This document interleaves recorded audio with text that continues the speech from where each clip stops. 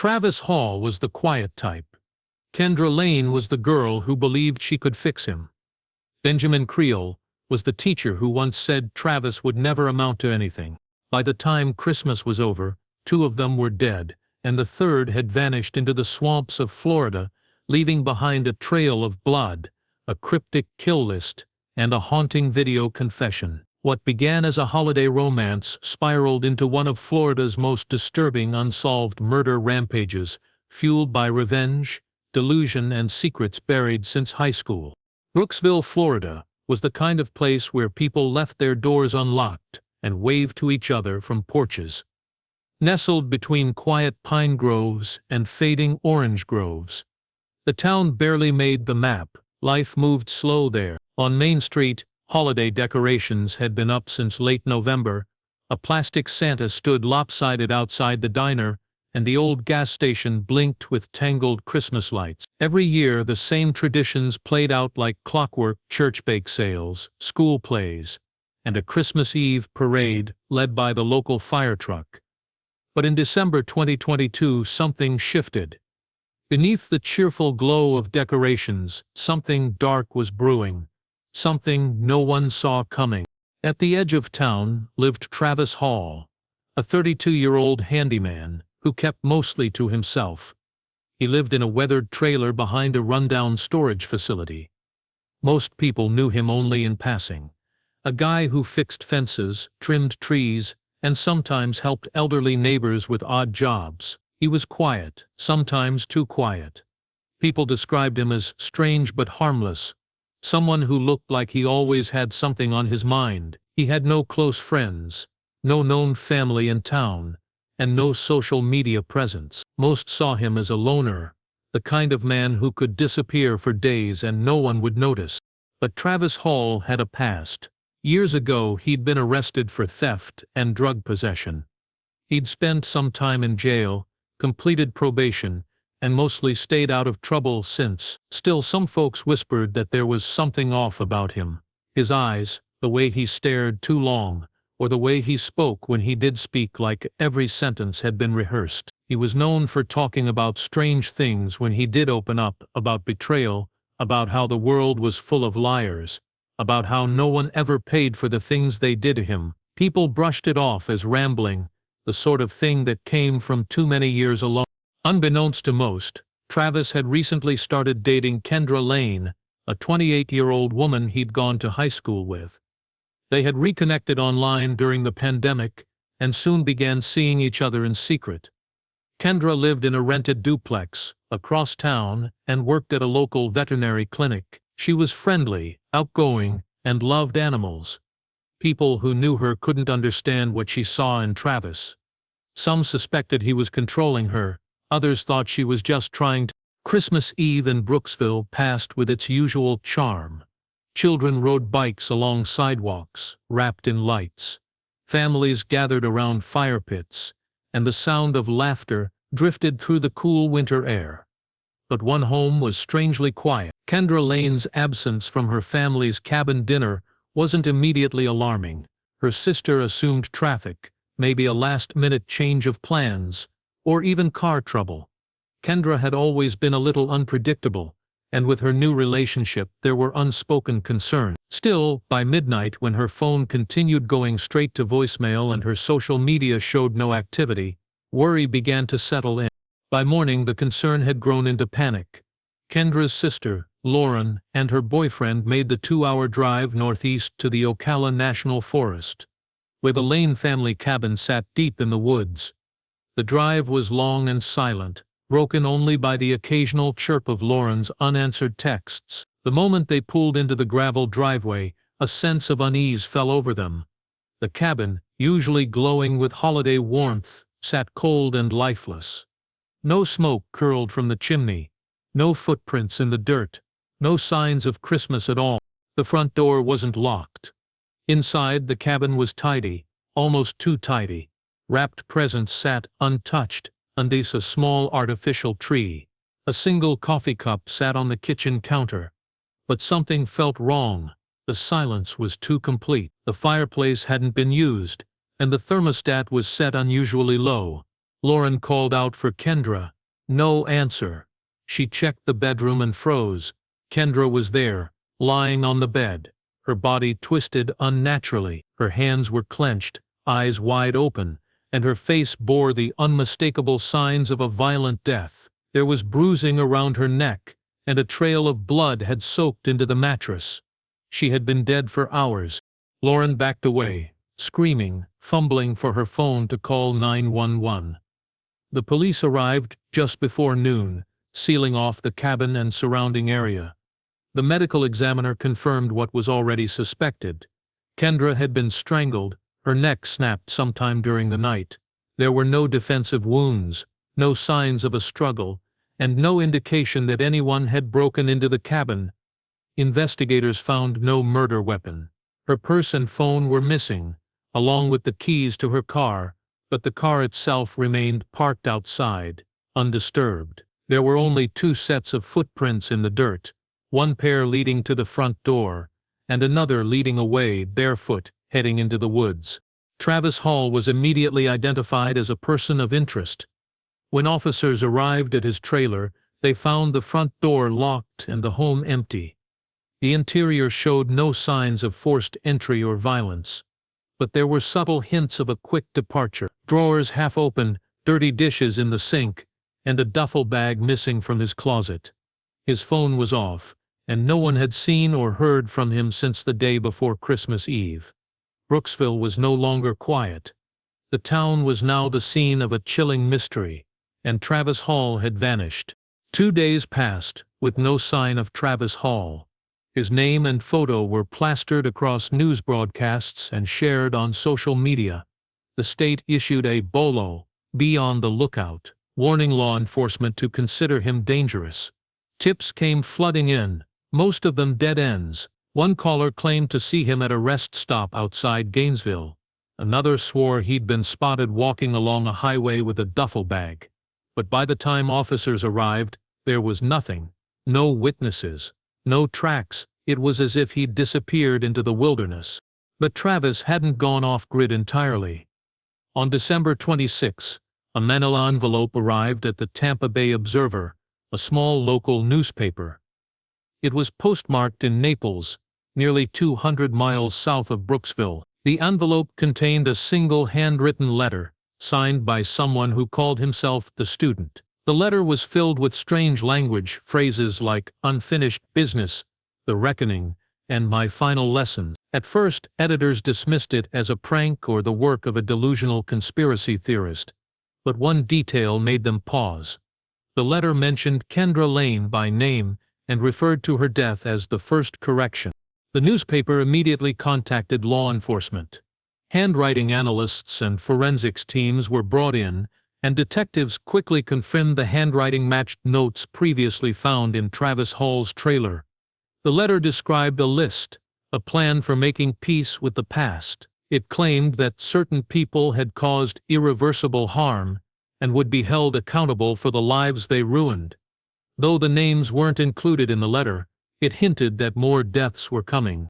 Police traced the postmark to a small self-service postal kiosk in Naples, located inside a grocery store. Surveillance footage was grainy, but it showed a man wearing a dark hoodie and sunglasses dropping the envelope into the mail slot just before midnight on Christmas Day. His face wasn't clearly visible, but investigators were confident it was Travis. They had no idea what he was doing in Naples, but that answer came just a few hours later. That same day, Fort Myers police were called to a quiet residential street after neighbors reported a terrible smell coming from a duplex. It was a retirement neighborhood, mostly elderly couples and widows. Inside the modest home, they discovered the body of 68-year-old Benjamin Kreel, a retired high school English teacher. He had been bludgeoned to death in his study. Blood was splattered across the desk and walls, and a heavy brass lamp believed to be the murder weapon lay shattered nearby. Nothing had been stolen. No signs of forced entry.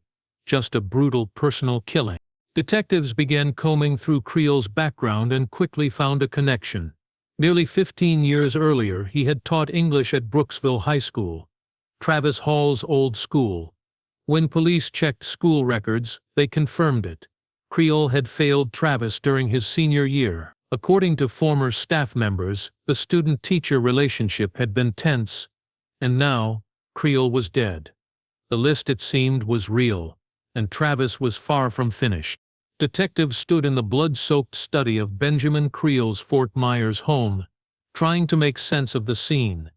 The retired teacher's body was slumped beside his desk, face down, surrounded by shattered glass and open books. The room looked like it had been ransacked, but it was a controlled mess. Only specific items had been disturbed. The television and electronics remained untouched, and there was no sign of valuables being stolen. What caught their attention was a manila envelope placed neatly on the desk. On it, in shaky block letters, were the words, "To the state of Florida."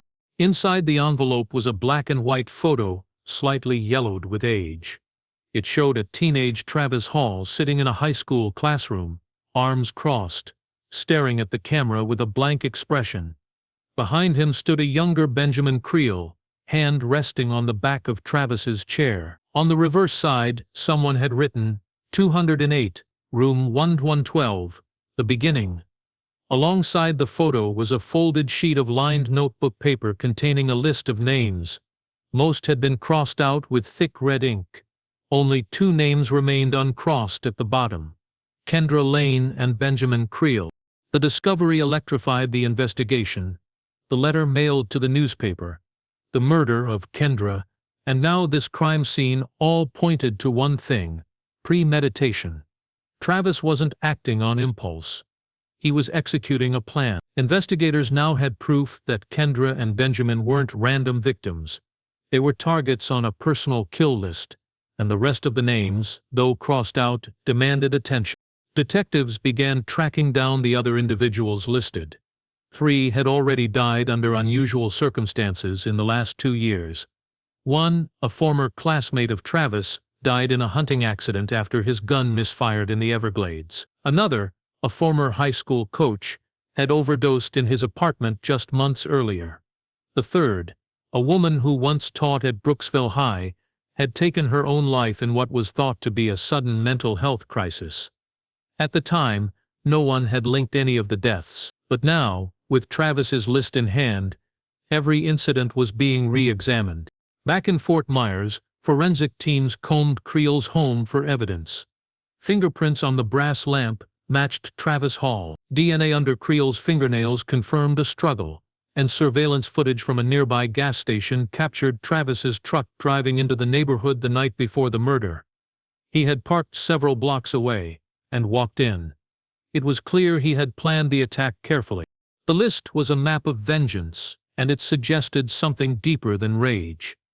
Travis had held on to grudges for more than a decade. He hadn't just blamed these people. He believed they had ruined his life. Every death, every step, had been methodical. He had waited, watched, and struck when no one expected it. Authorities realized this was no longer a search for a fugitive. It was a race to understand a disturbed mind, before more names, even crossed-out ones, turned into bodies. The list found in Benjamin Kreel's study was more than a clue, it was a blueprint. Investigators took it apart, name by name, building timelines, cross-referencing dates, and reaching out to anyone who had ever crossed paths with Travis Hall during his school years. What they uncovered painted a disturbing picture.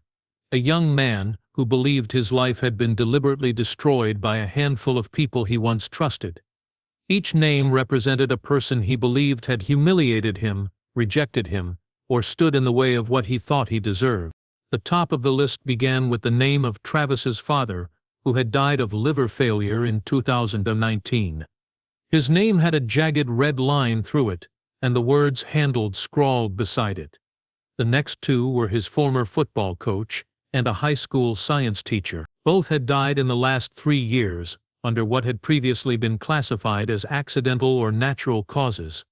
Now investigators began looking at them with new eyes. The hunting accident that killed Coach Allen was suddenly suspicious, especially when ballistics revealed the gun had been tampered with. Toxicology from the science teacher's overdose was reanalyzed, and though it initially pointed to a suicide, investigators found evidence the dosage had been switched in her medication just weeks before her death.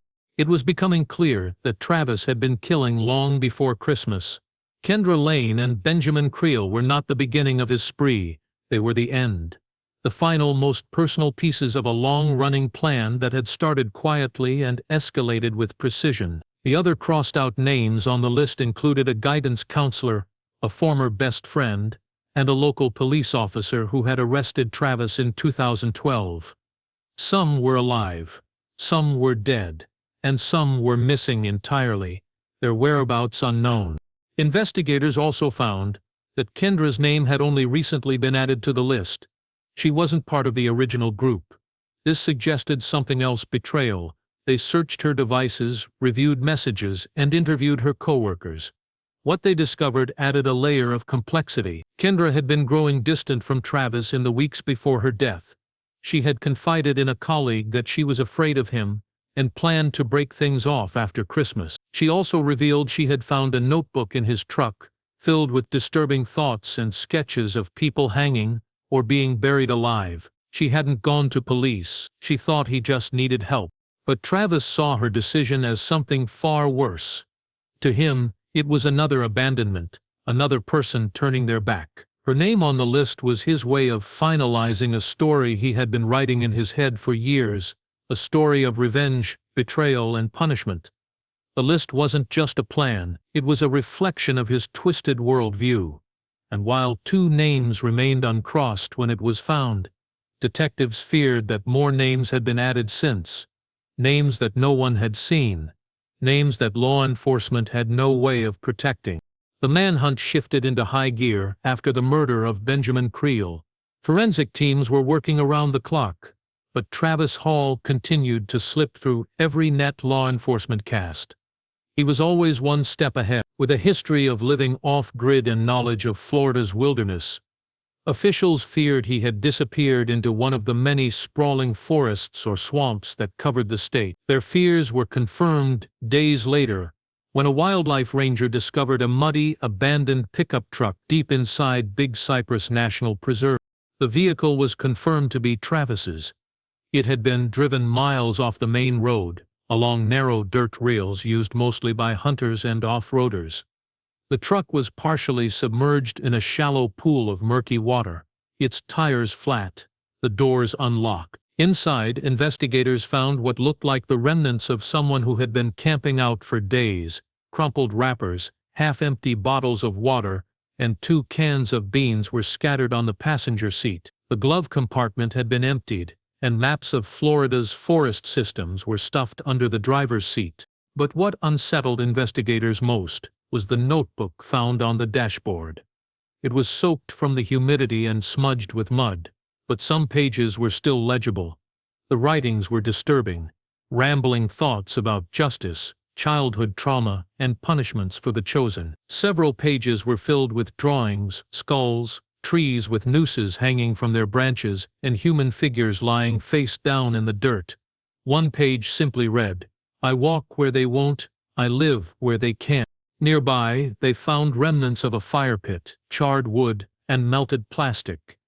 In the ashes, they recovered fragments of a burned photograph. Forensic analysts later confirmed it was a class photo from Brooksville High School, with several faces scratched out in black ink. The symbolism was chilling. Travis wasn't just hiding, he was purging the past.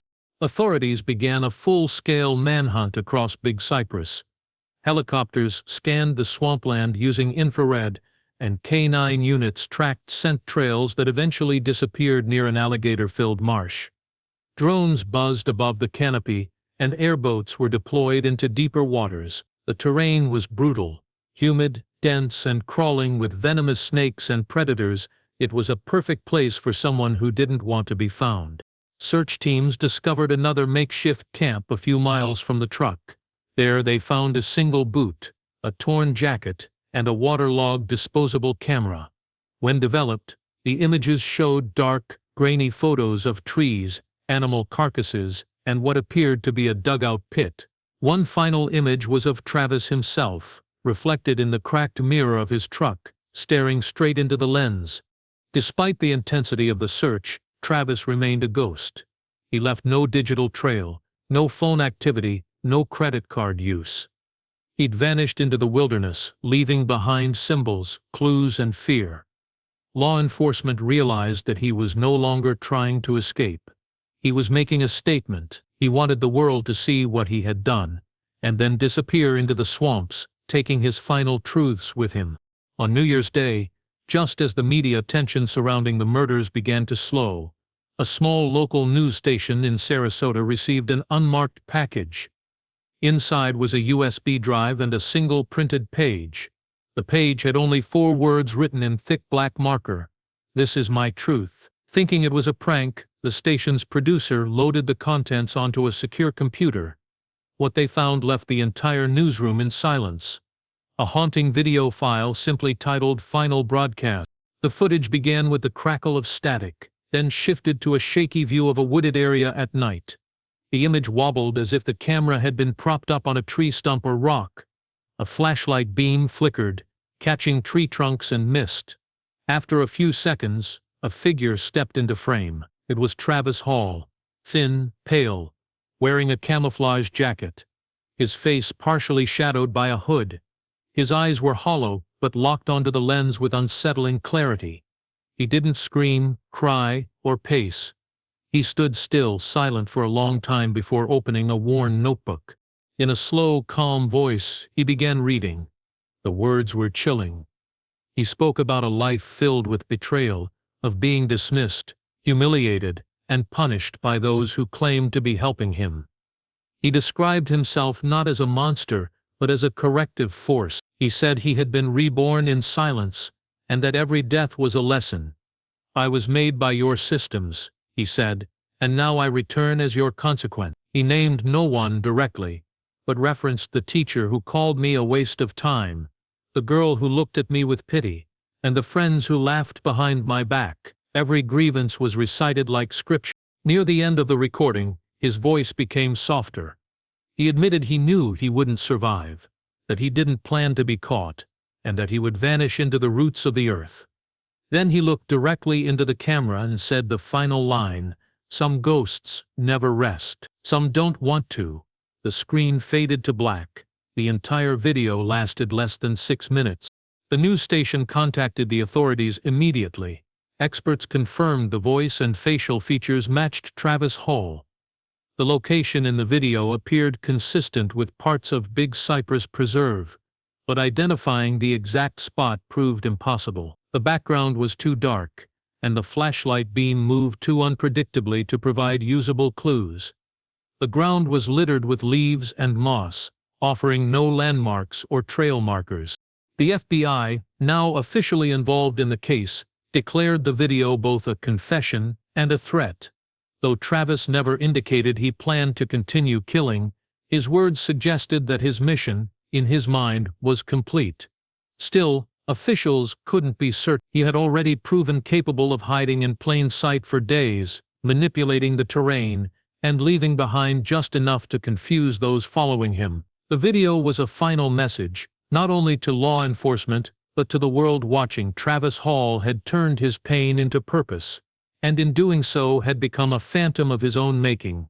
Weeks turned into months, and despite the exhaustive search efforts, no trace of Travis Hall was ever found. His disappearance remained one of the most perplexing elements of the entire case. Drones, canine units, divers, and even cadaver dogs combed through the murky swamps of Big Cypress National Preserve, but nothing conclusive ever surfaced. No body, no belongings, no signs of life or death. Some investigators believed he had taken his own life deep in the swamp, his body consumed by the unforgiving elements. Others were convinced he had managed to escape, possibly disguised, possibly aided by someone, vanishing into the folds of backcountry roads and forgotten towns. What remained, however, was the haunting legacy he left behind. In Brooksville, the townspeople tried to return to normal, but the scars were permanent. The Lane family never moved back into the cabin where Kendra was killed. It sat locked, collecting dust and silence, a sad monument to a life interrupted. A small cross stood outside the front porch, left by her sister, replaced each year with a new bouquet of flowers on Christmas Eve. The cabin became a place people avoided, a landmark of fear whispered about but rarely mentioned aloud. At Brooksville High School, where it had all seemingly begun, the atmosphere changed. Teachers walked the halls with a newfound caution. The old yearbooks were pulled from the library shelves, and in staff meetings, the name Travis Hall was never spoken. Still, each year on December 25th, a single red rose would appear mysteriously on the steps of the school's main entrance. No note, no signature, just the flower. No one ever saw who placed it. Cameras installed after the first appearance never captured a thing. It became part of the school's folklore, a ghostly tribute that stirred more discomfort than peace. Online, true crime communities dissected the case endlessly. Message boards flooded with theories. Some believed Travis had been swept away by the swamp, his body never recovered. Others claimed sightings in Georgia, Alabama, even as far as Texas. Truck stops, hiking trails, small-town motels, each one turned out to be a dead end. Some amateur sleuths suggested he had been planning his escape for years, that the murders were only the final act of a larger exit strategy. The video he recorded was rewatched, analyzed frame by frame, with theories spun from every blink and shadow, but the truth remained elusive. The case was officially labeled inactive, but never closed. Cold case units continued to monitor tips, but nothing new ever materialized. The file sat in a thick binder, marked with a red tab and the words "Christmas Rampage, Travis Hall" printed across the front. For those who had known him or crossed paths with him in school, he became a ghost they couldn't forget. A reminder that sometimes evil grows slowly, unnoticed, until it explodes. In the end, Travis Hall became more than a fugitive. He became a legend, a specter of unresolved pain and quiet rage, swallowed by the swamp or hidden in plain sight. Either way, his story was a chilling testament to how darkness, once buried, can rise again and vanish without a trace.